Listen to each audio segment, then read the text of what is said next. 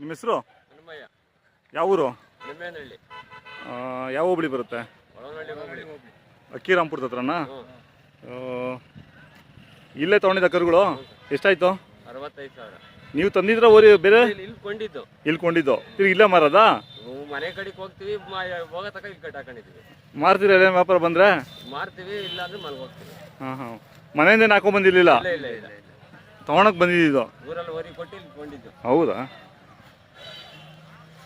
ಚೆನ್ನಾಗವಲ್ಲ? ನಾ ಮೇಯ್ಬೇಕು ದನಗಳು. ವ್ಯಾಪಾರ ಬಂದರೆ ಕೊಡ್ತೀರಾ?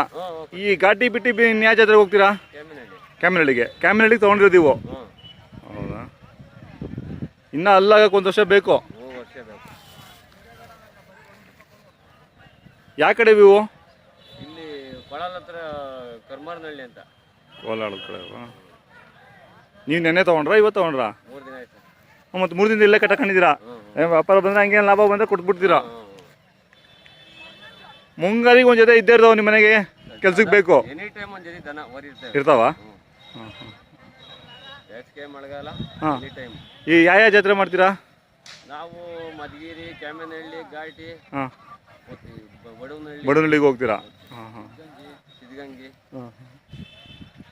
ಓ, ನಿಮ್ಮೂರವರೆಲ್ಲ ಜೊತೆಗೆ ಬಂದಿದ್ದೀರಾ? ಎಷ್ಟು ಜನ ಬಂದಿದ್ದೀರಾ? ನಾವು ಇಬ್ಬರು ಬಂದಿದ್ದೀವಿ, ನಮ್ಮ ಪಕ್ಕ ನಮ್ಮ ನೆಂಟರುಗಳು ಬಂದವ್ರೆ. ಈಗೇನು ವ್ಯಾಪಾರ ಹೇಳ್ತೀರಾ? 85 ಹೇಳ್ತಾ ಇದ್ದೀವಿ.